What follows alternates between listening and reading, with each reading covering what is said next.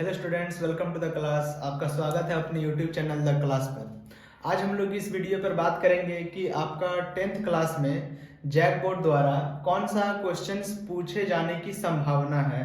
और ये हम बहुत ही सोच समझ कर ये क्वेश्चन सबको दिए हैं, देखे हैं, परखे हैं, उसके बाद से ये क्वेश्चन सब दिए कि यही सब आने का चांसेस 90% है। अब देखिए क्या होता है, अगर ये क्वेश्चन नहीं भी आता तो इसी पैटर्न का ही आएगा, ये गारंटीड है। ठीक है, तो इस वीडियो में हम लोग देखेंगे साइंस का क्वेश्चन और हम लोग स्टार्ट कर रहे हैं सब्जेक्ट फिजिक्स से, है ना। आप लोग का एक ही साइंस का पेपर में फिजिक्स, केमिस्ट्री और बायोलॉजी तीनों सब्जेक्ट होता है। तो सबसे पहले हम फिजिक्स का चैप्टर नंबर 1 जो कि प्रकाश है, प्रकाश तथा परावर्तन है, उस चैप्टर के बारे में हम डिस्कस करेंगे कि इसमें आपको क्या पढ़ना है, क्या आने वाला है क्वेश्चन में और कितने नंबर का आएगा, ये सारा आपको हम बताने वाले हैं ना। सब्जेक्टिव वाला एग्जाम में, ऑब्जेक्टिव वाला नहीं, सब्जेक्टिव वाला जो एग्जाम होता है उसके बारे में। तो चलिए देखते हैं। तो देखिए प्रकाश जो चैप्टर है इसमें आपको 2 क्वेश्चन आएगा सब्जेक्टिव में। पहला क्वेश्चन आएगा आपका 2 नंबर का और दूसरा क्वेश्चन आपका आएगा 3 नंबर का। तो 2 और 3 कितना मार्क्स का हो गया? 5 मार्क्स का सब्जेक्टिव वाले एग्जाम में आपका प्रकाश चैप्टर से आएगा 5 मार्क्स। टोटल कितना मार्क्स? 5 मार्क्स। अब 2 मार्क्स का जो क्वेश्चन आएगा वो आपका आएगा डायग्राम बनाने के लिए, रे डायग्राम बनाने के लिए। और जहां तक मेरा उम्मीद है कि आपको 90 to 99% आपका सिर्फ और सिर्फ अवतल दर्पण से ही आएगा, है ना। अवतल दर्पण से ही डायग्राम बनाने के लिए आएगा। और अवतल दर्पण पे आपका 6 केस है, case 1, case 2, case 3, case 4, case 5, case 6 करके 6 केस। मतलब कि वस्तु को कहां पे रखेंगे तो प्रतिबिंब कहां पे बनेगा, वस्तु को अगला बार कहां रखेंगे तो प्रतिबिंब अगला बार कहां बनेगा, उस तरह कितना है? 6 केस है। तो हम 6 केस के बारे में डिस्कस नहीं करने वाले। हमको जहां तक लग रहा 2 ही केस आप लोग के लिए इंपॉर्टेंट है और वो क्वेश्चन 2 हम लिखे हैं, वो देखिए जरा क्या है। पहला क्वेश्चन है कि अवतल दर्पण में बनते हुए प्रतिबिंब का स्वच्छ किरण आरेख खींचिए। तो पहले आपको अवतल दर्पण में एक किरण आरेख खींचना है। कब खींचना है देखिए अब उसके आगे, जब वस्तु को वक्रता, केंद्र तथा फोकस के बीच रखा जाता है। वस्तु कहां पर होगा? वक्रता केंद्र यानी C और फोकस यानी F। F और C का बीच में अगर वस्तु को रखेंगे तो प्रतिबिंब कहां बनेगा, उसका आपको किरण आरेख खींचना है। इस क्वेश्चन पे आपको मिलेगा 2 नंबर। कितना नंबर मिलेगा? 2 नंबर। अगर आप नीट एंड क्लीन रे डायग्राम बना देते हैं तो आपको 2 मार्क्स मिल जाएगा। अब इसी तरह का एक और क्वेश्चन पूछा जा सकता है। हम बताते ना 6 केस है तो हम 2 ही केस का हमको इंपॉर्टेंट लग रहा है। देखिए दूसरा है कि किरण आरेख खींचिए। किस पर? अवतल दर्पण पर ही, है ना। शॉर्ट में लिखे हैं अवतल दर्पण में ही किरण आरेख खींचिए जब वस्तु को फोकस तथा ध्रुव के बीच रखा जाता। अब वस्तु को कहां रख रहे हैं? फोकस, फोकस यानी F और ध्रुव, ध्रुव यानी P। P जो होता है ना पोल, P और F के बीच में अगर हम वस्तु को रखेंगे तो प्रतिबिंब कहां पे बनेगा, उसका किरण आरेख खींचना है ना। या तो ये क्वेश्चन या तो ये क्वेश्चन आ सकता है आपके एग्जाम में। और ये दोनों ही क्वेश्चन आपका पिछला साल यानी प्रीवियस ईयर क्वेश्चंस में भी पूछा गया है। ठीक है, 2017 हो गया, 2019 हो गया, 2016 हो गया, 2014 हो गया, उस सब में यही क्वेश्चन पूछा गया है। इसलिए हमको ये दोनों क्वेश्चन बहुत ही ज्यादा इंपॉर्टेंट लगा। आपका जो मॉडल सेट में क्वेश्चन है वो भी किरण आरेख वाला एक क्वेश्चन है, लेकिन उसमें दिया हुआ C पर, तो C वाला तो आएगा नहीं क्योंकि मॉडल सेट में दे चुका है ना। तो इसलिए हमको 2 क्वेश्चन ज्यादा इंपॉर्टेंट लग रहा है। अब ये दोनों क्वेश्चन आप प्रैक्टिस कर लीजिएगा, ठीक है। अगर क्वेश्चन पैटर्न मिल गया तो शायद यही दोनों में से एक आ जाएगा आपका। चलिए, ये तो 2 मार्क्स का एक क्वेश्चन आएगा, दोनों नहीं आएगा, सिर्फ एक ही आएगा किरण आरेख खींचने के लिए। दूसरा क्वेश्चन जो 3 मार्क्स का आएगा वो आएगा आपका न्यूमेरिकल। और ये न्यूमेरिकल कैसा आएगा देखिए जरा। 10 सेंटीमीटर लंबाई का कोई बिंब 40 सेंटीमीटर वक्रता त्रिज्या के किसी अवतल दर्पण के सामने 36 सेंटीमीटर की दूरी पर रखा गया।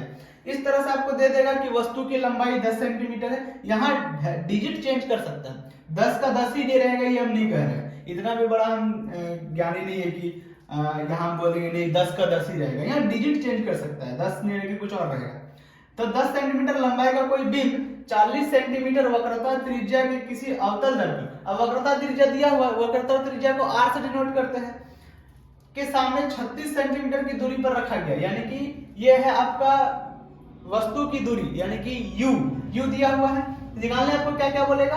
प्रतिबिंब की स्थिति, प्रतिबिंब की स्थिति यानी V, है ना, V निकालना है। दूसरा क्या निकालना, प्रकृति, मतलब वो प्रकृति में किस तरह का होगा, आभासी होगा या वास्तविक होगा।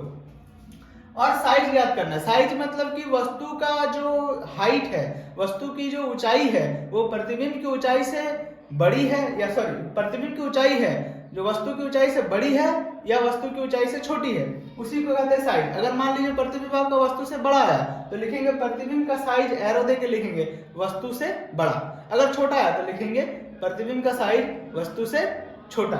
अब हम लोग इस तरह, ये आपका आएगा 3 नंबर का क्वेश्चन। ये कितना नंबर का आएगा, 3 नंबर का। तो एक क्वेश्चन आपका रहेगा किरण आरेख से और एक क्वेश्चन रहेगा आपका न्यूमेरिकल, है ना, मैथमेटिक्स जिसको बोलते हैं।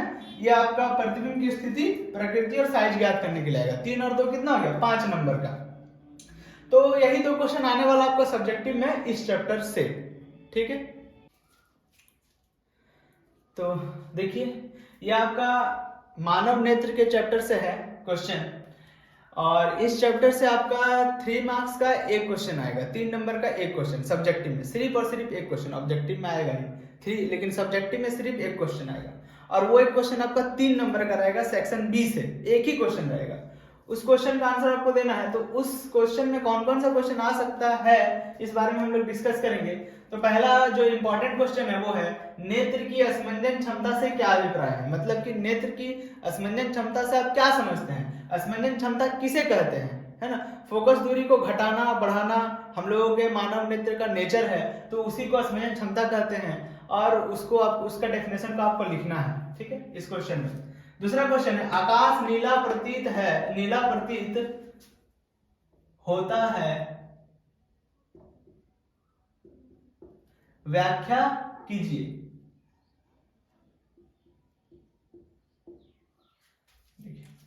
आकाश नीला प्रतीत होता है, व्याख्या कीजिए, मतलब कि आकाश जो है, आसमान जो है नीला क्यों प्रतीत होता है, इसके बारे में आपको लिखना है। तो प्रकाश का जो प्रकीर्णन होता है उसी कारण नीला प्रतीत होता है, तो उसको डिटेल्स में लिखना है। 3 मार्क्स का जो आंसर होगा जितना बड़ा उतना आपको लिखना है, कम से कम 50 वर्ड्स या 70 वर्ड्स में। क्वेश्चन नंबर 3, तारे क्यों टिमटिमाते हैं। तो तारे का टिमटिमाना क्यों होता है, क्योंकि प्रकाश का अपवर्तन के कारण, वायुमंडलीय अपवर्तन के कारण तारे टिमटिमाते हैं, इसको डिटेल्स में लिखना है। ये क्वेश्चन बहुत इंपॉर्टेंट है। दूरदृष्टि दोष क्या है, इसे कैसे दूर किया जा सकता है। दूरदृष्टि दोष किसे कहते हैं, यानी कि वैसा दृष्टि दोष जिसमें व्यक्ति का आंख निकट वाली वस्तुओं को स्पष्ट रूप से नहीं देख पाता है परंतु दूर वाली वस्तुओं को स्पष्ट रूप देख लेता है, उल्टा होता है। इसमें क्या होता है, उल्टा।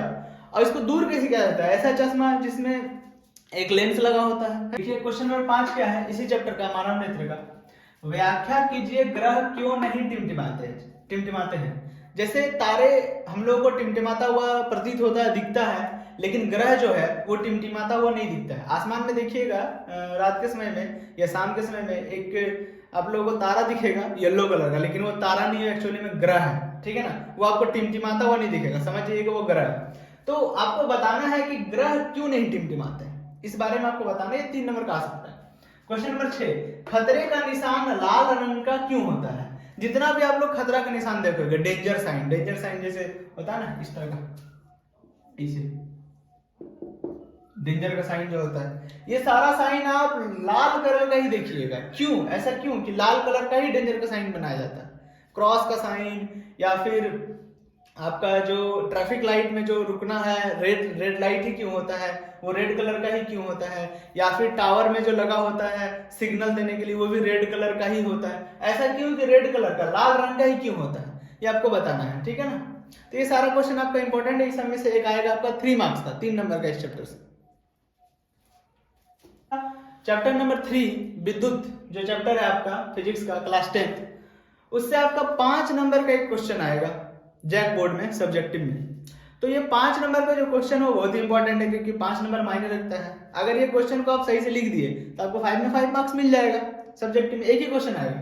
कौन सा आ सकता है, डिस्कस करते हैं। पहला आ सकता है ओम का नियम लिखिए और इसका सत्यापन कीजिए। तो ओम का नियम आपको लिखना है, ओम का नियम अच्छे से याद होगा, है ना, V बराबर IR जो होता है, और उसको प्रूफ भी करना है आप अपने हिसाब से प्रूफ।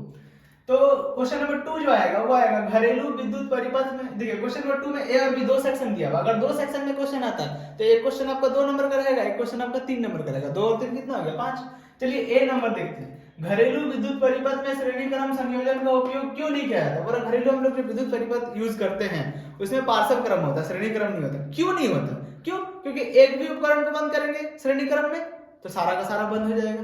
कोई भी एक उपकरण खराब होगा, सारा का सारा उपकरण बंद पड़ जाएगा। ना मेरा फैन चलेगा, ना मेरा बल्ब जलेगा, ना मेरा टीवी चलेगा, कुछ नहीं चलने वाला। श्रेणी क्रम संयोजन का ये सब डिमेरिट्स है। और क्या है कि श्रेणी क्रम संयोजन में मेरा जो विभवांतर है वो पूरा ड्रॉप कर जाएगा, तो मेरा जो लास्ट वाला बल्ब है वो बहुत ही डिम जलेगा। ये सब श्रेणी क्रम संयोजन का डिमेरिट्स है, इसलिए यूज नहीं किया जाता है घर में। पार्श्व क्रम में हम लोग जोड़ते हैं घर का जो परिपथ होता है। और इसी का बी नंबर क्वेश्चन देखिए क्या है, ये डायग्राम दे दिया है ना। 3 प्रतिरोध दिया हुआ है, एक 5 ओम का, एक 10 ओम का और एक 30 ओम का। क्वेश्चन क्या कह रहा है देखिए, प्रत्येक प्रतिरोधक से प्रवाहित धारा का मान 5 ओम से कितना धारा बह रहा है निकालिए, 10 ओम से कितना धारा बह रहा है निकालिए, 30 ओम से कितना धारा बह रहा है निकालिए। क्वेश्चन नंबर 2, परिपथ में प्रवाहित कुल धारा का मान, इस परिपथ से कितना धारा बह रहा है आई निकालिए, है ना, टोटल धारा। क्वेश्चन नंबर 3, परिपथ का कुल प्रतिरोध 5 ओम, 10 ओम और 30 ओम को मिला के कितना प्रतिरोध होगा वो आपको निकालना। इस फॉर्मूला से निकल जाएगा 1/R बराबर 1/R1 plus 1/R2 plus 1/R3। ठीक है, ये क्वेश्चन नंबर आपका 3 है, 2 नंबर तक तो हो गया। 3 नंबर क्वेश्चन जो इंपॉर्टेंट इस चैप्टर से वो है श्रेणी क्रम संयोजन किसे कहते हैं? 3 प्रतिरोधकों R1, R2 एवं R3 श्रेणी क्रम में है, दर्शाइए कि उनका समतुल्य प्रतिरोध R बराबर R1 plus R2 plus R3 है। मतलब आपको इस क्वेश्चन में सबसे पहले श्रेणी क्रम का डेफिनेशन लिखना है, परिभाषा लिखना है। उसके बाद R बराबर R1 plus R2 plus R3 3 प्रतिरोधक है, R1, R2 और R3। तो R बराबर यही फॉर्मूला आएगा, इसको आपको प्रूव करना है। 2 क्वेश्चन आपका, ये अगर आया तो 5 मार्क्स का ही आएगा, एक क्वेश्चन 5 मार्क्स का। ठीक है ना, तो ये आपको प्रूव करना और श्रेणी क्रम संयोजन किसे कहते हैं ये आपको परिभाषा लिखना है। इसी तरह का और एक क्वेश्चन है कि पार्श्व क्रम संयोजन किसे कहते हैं, और R 1/R बराबर 1/R1 plus 1/R2 plus 1/R3 को प्रूव करना है। वो दोनों क्वेश्चन इंपॉर्टेंट है आपका 5 मार्क्स के लिए, है ना। ये देखिए क्वेश्चन नंबर 4, ये तो वेरी वेरी इंपॉर्टेंट है। इस तरह का क्वेश्चन हमेशा पूछा जाता है, लेकिन ये क्वेश्चन अगर आपका पूछेगा तो 3 नंबर का पूछेगा और इसके साथ एक और क्वेश्चन पूछेगा 2 नंबर का। तो चलिए क्वेश्चन को देखते हैं। इस क्वेश्चन क्या है कि 3 ओम, 6 ओम तथा 9 ओम के 3 प्रतिरोधकों को किस प्रकार संयोजित करेंगे, किस प्रकार जोड़ेंगे कि कुल प्रतिरोध 18 ओम हो जाए, और क्वेश्चन नंबर बी 18/11 ओम हो जाए। तो हमको ये दिखाना है कि 3, 6 और 9 को किस तरह से जोड़ेंगे, यानी कि श्रेणी क्रम जोड़ेंगे या पार्श्व क्रम के 18 ओम हो जाए। तो 18 ओम होने के लिए श्रेणी क्रम में देखिए 3 और 6 9, 9 और 9 18 हो गया श्रेणी क्रम में 18 ओम। अगर हम पार्श्व क्रम में जोड़ेंगे 3, 6, 9 को तो 18/11 ओम ही आएगा, है ना, ये देख लीजिएगा। तो ये क्वेश्चन अगर आया, ये वेरी वेरी इंपॉर्टेंट क्वेश्चन है, ये आएगा तो 3 मार्क्स का आएगा। इसके साथ और एक क्वेश्चन आएगा 2 मार्क्स का।